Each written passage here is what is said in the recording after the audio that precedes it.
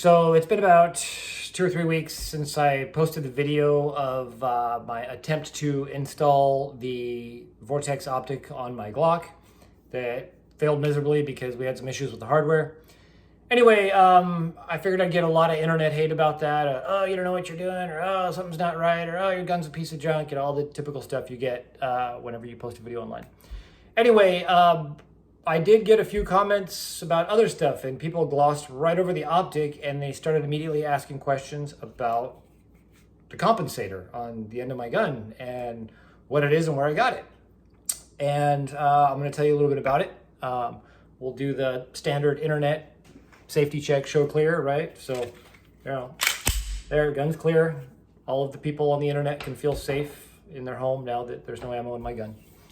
Anyway, that is the Strike Industries mass driver compensator. We are in California where we cannot have a threaded barrel.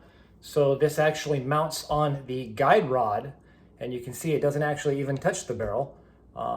It mounts right here on the guide rod and has an Allen head screw that goes through the front and attaches it to the guide rod, and the compensator comes with a new guide rod that it can mount to.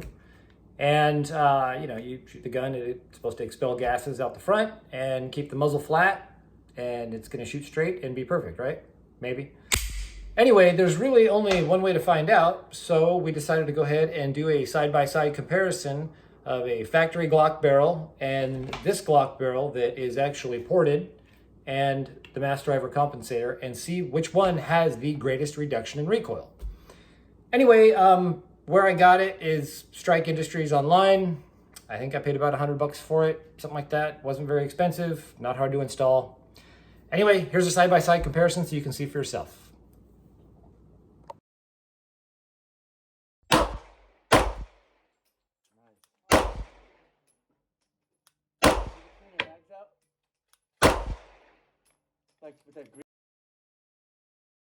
Yeah.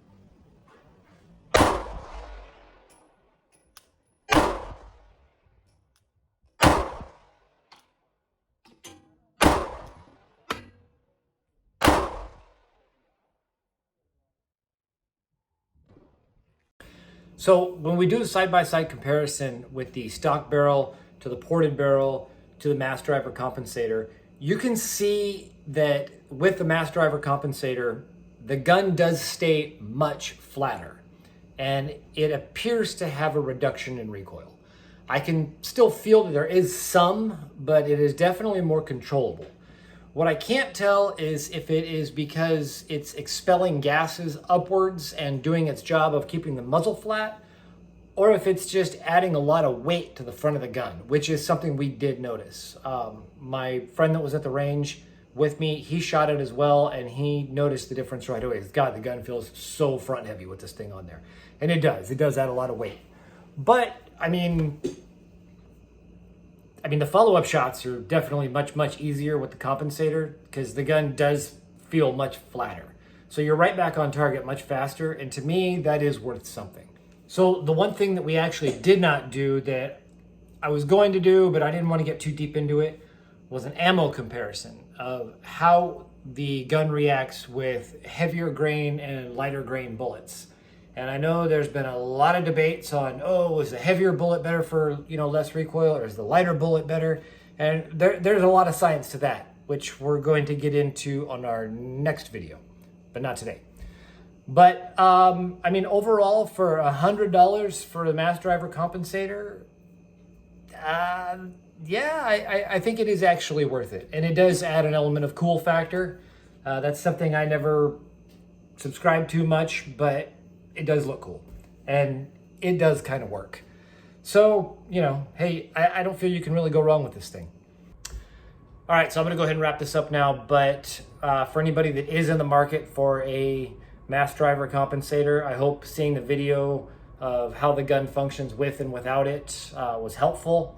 And thank you guys for watching, and I will see you at the range.